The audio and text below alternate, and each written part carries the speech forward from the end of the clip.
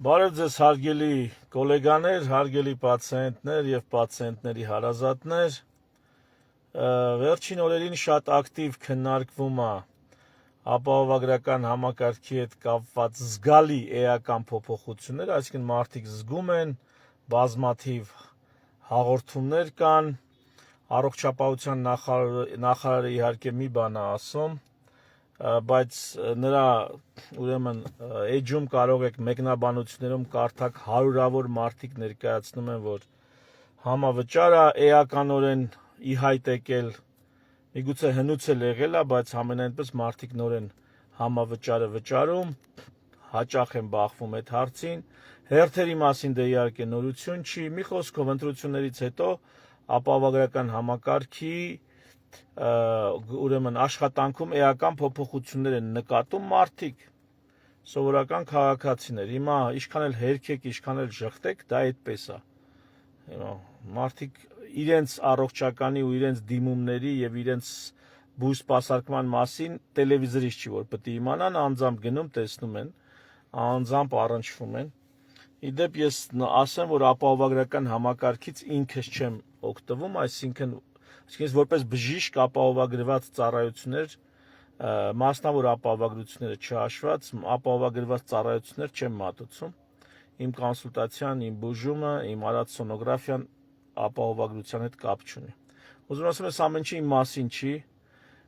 ինձ համար տաք ու պաղ չի այս պահին, բայց ես ուզում եմ, որ մենք մի հատ քննարկենք շատ կարևոր այս հարցը, հերթերը և հավելավճարները կամ համավճարները։ Սա շատ կարևոր հարց է ու ես կարող առաջի պահին անհեթեթ թվա, ժողովուրդ ջան, ես ձեզ շնորհավորում եմ այդ համավճարների հետ կապված, առանց հեգնանքի եմ ասում։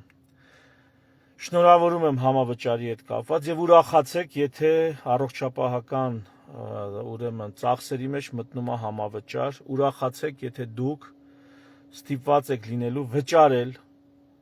լավ բժշկության համար, նորմալ կոնսուլտացիաների և բուժումների համար։ Ինչու։ Ավելին ես կարծում եմ, որ համավճարներ պիտի ավելանան բազմաթիվ հետազոտություններին։ Բազմաթիվ հետազոտություններ պիտի համավճարով լինեն, հիմա բացատրեմ ինչ։ Ուրեմն կամ հերթեր են լինելու, կամ լինելու են համավճարներ։ Մթներովը չանցնի, որ այս երկուսից որևիցե մեկը չի լինելու, կամ երկուսն են միաժամանակ են լինելու, բայց ինչքան համավճարների ինստիտուտը, այսպես ասած, համակարգը լիարժեք աշխատի, այնքան ձեր ու մեր օգուտն է, այնքան ժողովրդի օգուտն է։ Հիմա բացատրեմ, թե ինչու։ Այն ինչ միջև ընտրությունները անում էին, դա ընտրակաշառք էր։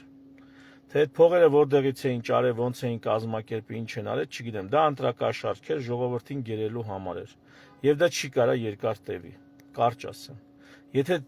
այդպես գյուր աչուձախ փոխհատուցումով երկար է տևում, ուղղակի համակարգի ծախսերը ավելի շատ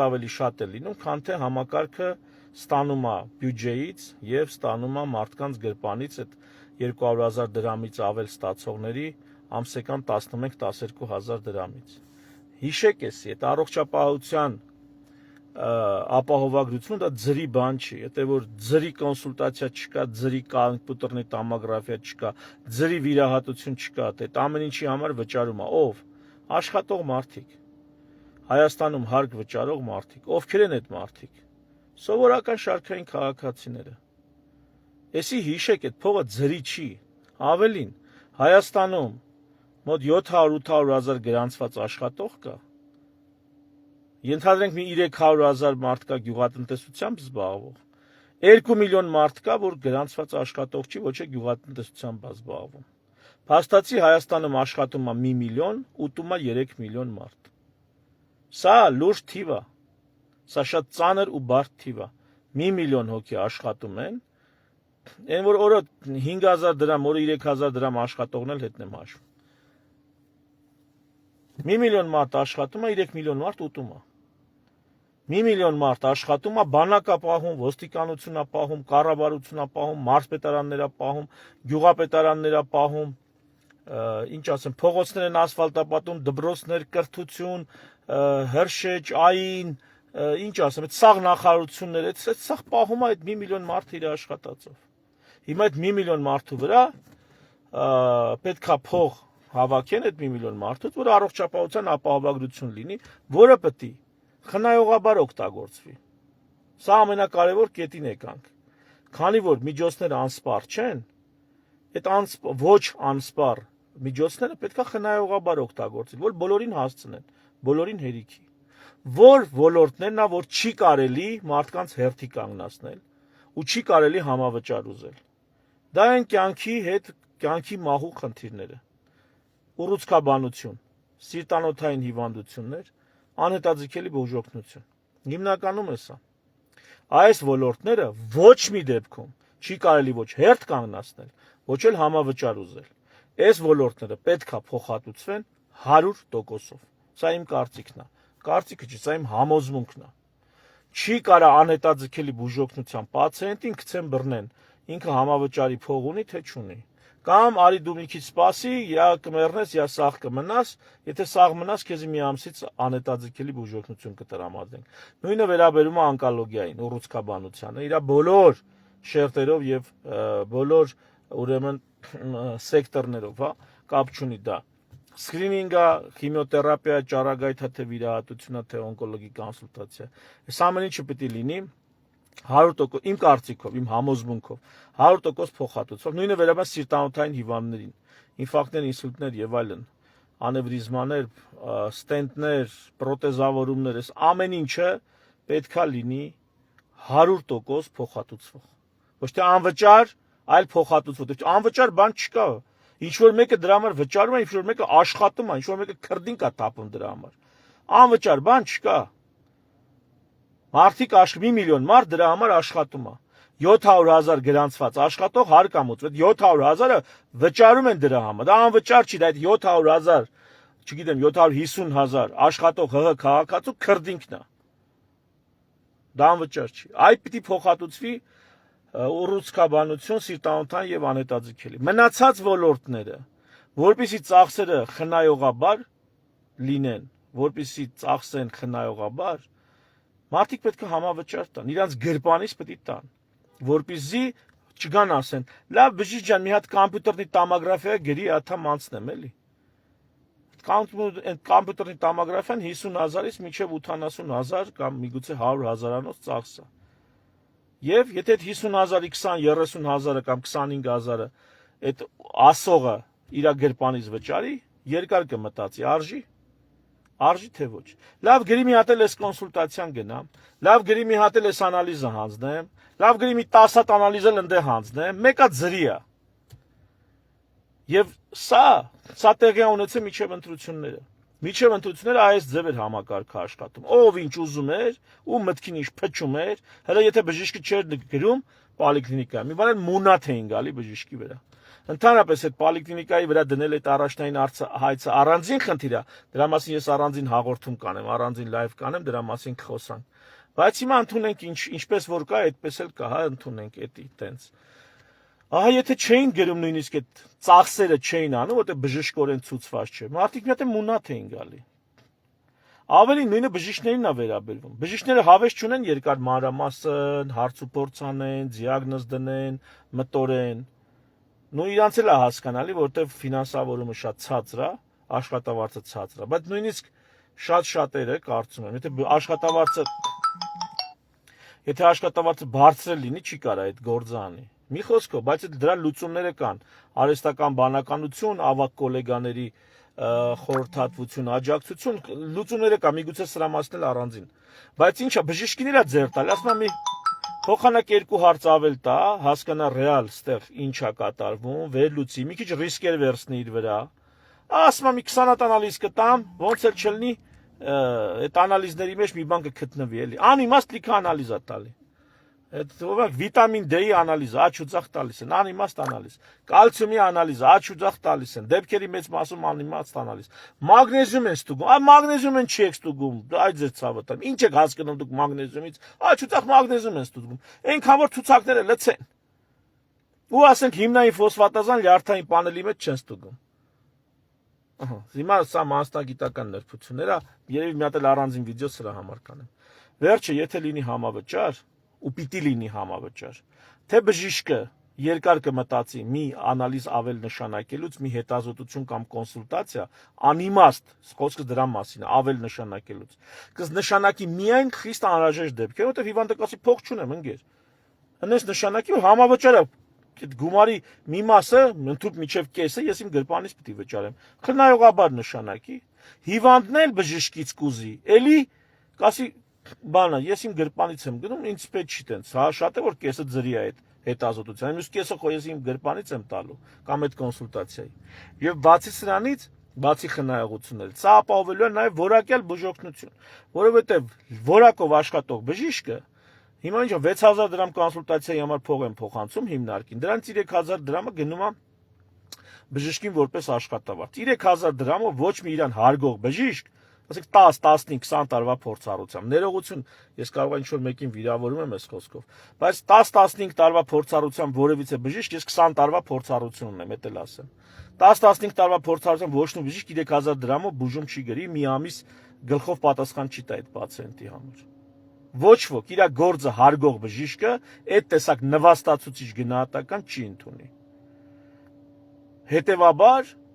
եթե 3000 դրամանոց կոնսուլտացիաներով պետք է ձեր առողջությունը լուծվի, ժողովուրդ, ձեր առողջությունը չի լուծվելու։ Դուք ավելի շատ վնասներ եք կրելու, միգուցե հաջորդ օրը մի տարի հետո այդ վնասը փոխհատուցեք, զգաք, բայց ավելի շատ վնասներ եք կրելու, քան թե այսինքն որակյալ բժշկությունն էլ է ուզում, որ համավճարը լինի, որ 6000 դրամ պետությունը փոխանցի հիմնարկին, մի 10000, 12000 կամ եւս 6000 դրամ էլ դուք ձեր գրպանից դնեք ու նորմալ կոնսուլտացիա ու բուժում ստանաք, առաջիկա ասենք թե մի ամսվա համար։ Այսպիսով համավճարը փրկություն է, ձեր ցավը տանեմ, եւ որպեսզի որակյալ բուժօգնություն ստանաք, որպեսզի կարողանաք օգտվել որակյալ բուժօգնություն տվող բժիշկներից եւ որպեսզի տնտեսվեի ապահովագրության միջոցները, որոնք Հայաստանի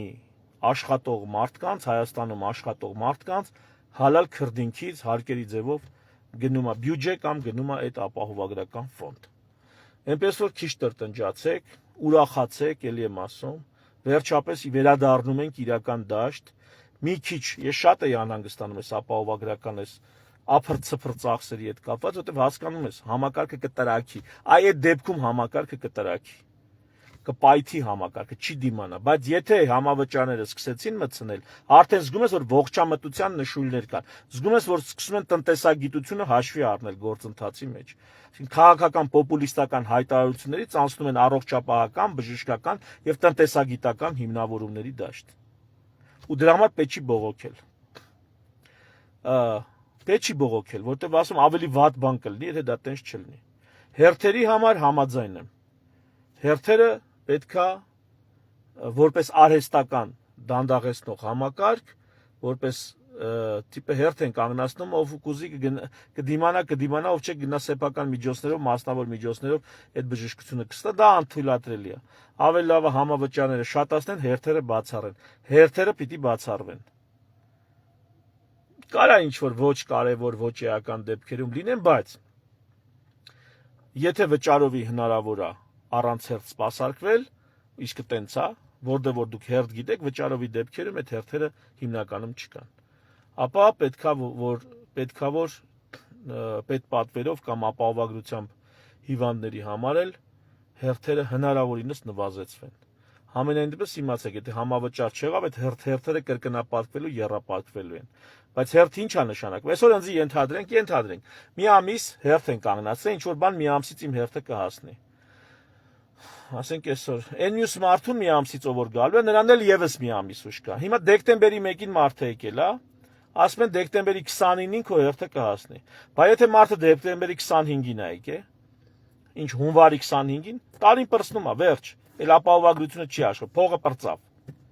Այսինքն հերթ ես կանգնացնում մի ամիս, ուրեմն մի ամսվա հիվանդ այդ ամբողջ հերթով, այդ տարի չի սպասարկվելու։ Մնաց եկող տարվա վրա։ Նշանակում է այդ տարվա ապահովագրություն, բանալի, դրան չի վերաբերվում։ Հերթը ինչա անում էլի, այդ հերթից զգուշ եղեք։ Այդ հերթը շատ ավելի լուրջ ու վտանգավոր բան է, քան թե տենց մենք առաջի պլանում իրան ներկայացնում ենք։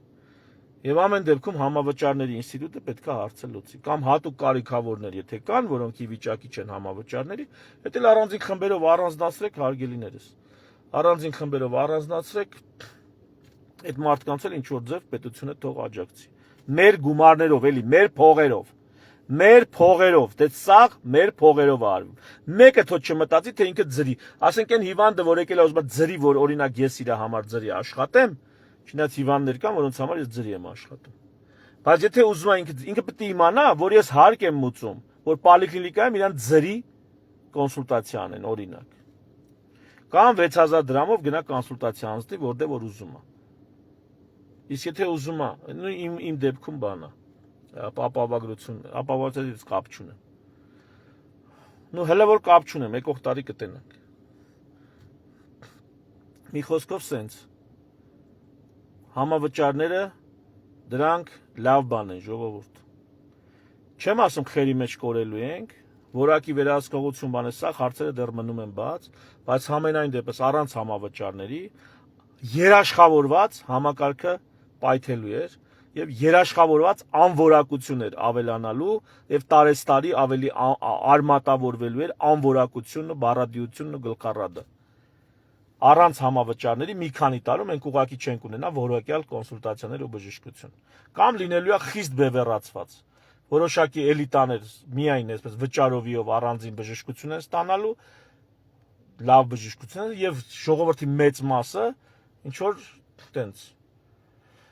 շատ վատ բժշկություն է ստանալու, տենց բևեռացված է լինելու, դրա էլ իմ սրտով չի, ես չեմ ուզում բևեռացված լինի։ Ինչի բևեռացված լինի, թե կարելի է ասել միջին տարբերակ ընտրել